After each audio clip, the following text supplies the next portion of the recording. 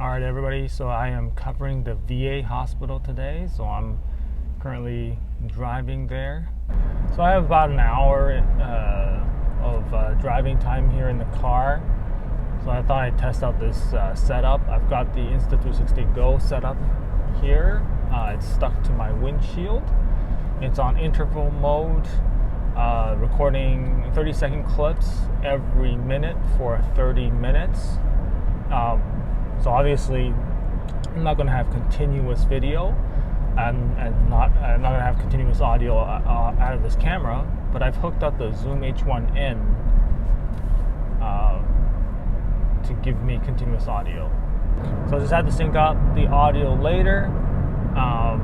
For video, I don't know. I'm going to have to cut some clips, random clips. I don't know what they're going to be yet. Trust the climb. Is it like the process? Trust the process? That didn't work out so well for the 76ers. Oh yeah, maybe I can talk about the basketball. Maybe I can talk about basketball. I have to collect my thoughts whenever I want to talk about cameras. It's because there's so much to know about cameras. And I don't want to miss anything when I'm talking about camera specs. But when it comes to basketball, I don't know that much. I don't think anybody really knows that much. People are always wrong. Constantly wrong in their predictions. Professionals are wrong. They're like weather reporters. You know? Basketball commentators or any sport commentators, they're like weather reporters. They're obviously better than random guesses. Because they have access to stats, and so they can make educated guesses. But they're still so often wrong, and it's not really their fault. They just ask stupid questions. They're like, who's going to win the next game? Who the hell knows? There's a lot of chance that goes into it, right? Yeah, you have a bunch of stacked. If you have one team that's stacked with great players, like the Lakers, and you face them off against a far inferior team, the Lakers are going to win. You can make a pretty good guess at that, but it's not a guarantee. There's still a chance that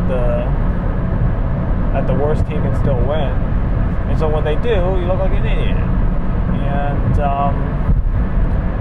And so they're constantly asking that question.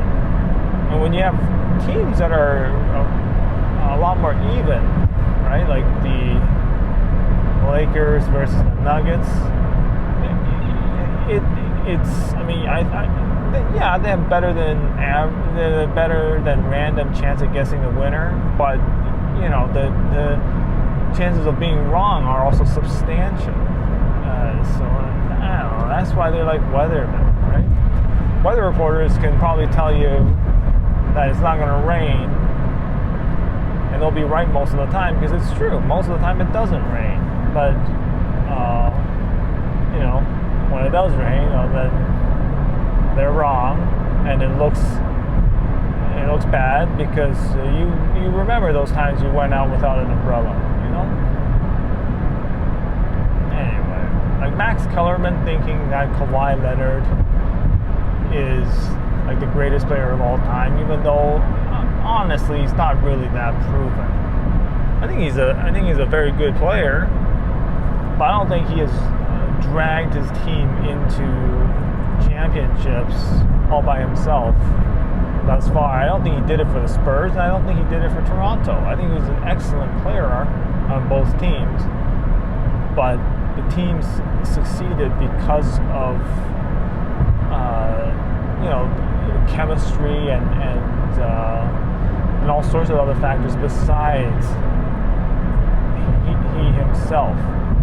Right, and compare that to LeBron James. I mean, LeBron James, he's a star player that has the power to surround himself with other good players, but he is also a player that can basically drag his team into the championships, like he's done with the Cavaliers. yeah, I'm not saying that his teammates were bad on the Cavs, but they certainly weren't up anywhere near his abilities. But he was still able to pull just massive, just pull off massive point totals and incredible performances to just get them the wins that they need. And now that he's now that he's on the Lakers and he's got a bunch of other excellent players, he doesn't need to rack up those massive point totals, and we see that. We have Anthony Davis getting the most number of points per game on some occasions. LeBron James is really bolstering his assist numbers, right? So I don't know. Anyway, the point is, Max Kellerman is an idiot. Saying that Kawhi Leonard is better than LeBron, saying that Kawhi Leonard is the best player, blah blah blah. I mean, maybe some of it is just for showmanship. You can't have everybody agree all the time that LeBron James is the best. It doesn't make for an interesting conversation, I guess. Maybe he's just like the villain to Stephen A. Smith. Yeah, and what else? Max Kellerman also had the Toronto Raptors going into the finals. Of course, they got knocked out in the second round.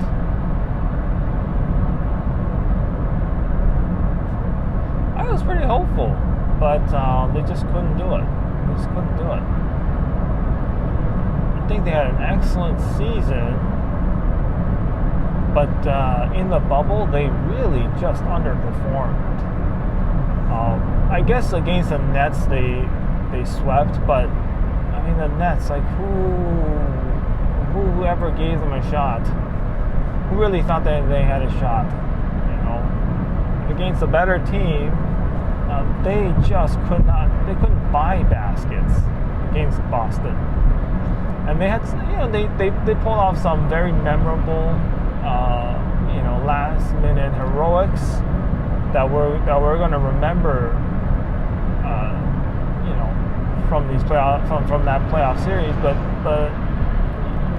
you can't forget that there's still 47 other minutes where the Raptors just absolutely sucked. Taking a lot of forced shots. I don't think they had very good passing into the key. No easy baskets. Just a lot of perimeter shots. It just didn't do very well.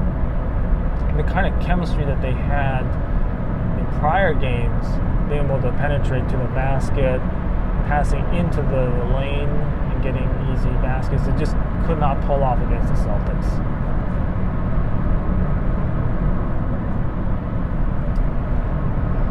Between the Celtics and the Heat, I am seriously rooting for the Heat. And it's not because Boston beat Toronto. I don't really mind. Going into it, I don't really have favorites between Boston and the Heat. But as the playoffs go on, I'm more and more intrigued about the Miami Heat's story. Because they just have a better story. Jimmy Butler being this very hard-working kind of guy. He's not superstar status, but seems to galvanize a team, really create that sort of team chemistry. I love that. I love that they have a rookie, Tyler Hero, that is just absolutely killing it. He's absolutely killing it. And put up basically an all-star performance, 37 points in his rookie year in the playoffs. Damn. They also have an excellent shooter in Duncan Robinson, supposedly one of the best shooters in the game right now, but went undrafted. So I love that. And it's a story that's not too dissimilar to Toronto, because Toronto is also a team that's filled with undrafted players that none of whom were superstars, but they still managed to work real well as a team and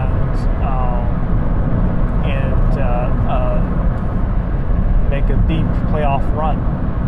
And I love that, because I think basing teams around superstars is getting kind of boring. Then it becomes all about what happens off the court. Wait, what exit am I taking? Exit 50? Yeah, it becomes all about like draft picks, all trades. Which player goes to what team, and that's the major determinant on who has the better season, who goes to the playoffs, so on and so forth. It gets kind of boring. And it's my issue with LeBron James. I think LeBron James is a fantastic player. By a long margin, I think he is definitely the MVP, even more so than Giannis. I don't know why.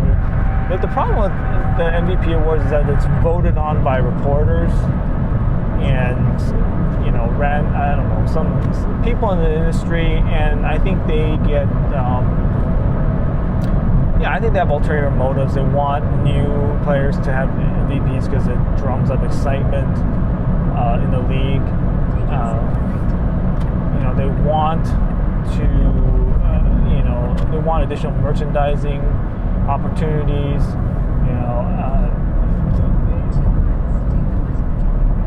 And they get wrapped up in the hype, right? All these people. But in my opinion, there's no question LeBron James is still the MVP in the league. He can drag any team kicking and screaming into the playoffs, basically. So I'm rooting for the Heat versus the Celtics. They're up 3-1 currently, so they have a very good chance of beating the Celtics. They're my pick. As for Lakers versus Nuggets, I'll be honest, I like rooting for the underdogs, so I'm going to root for the Nuggets, but not because I necessarily want them to win. But I would love for that series to go 7 games.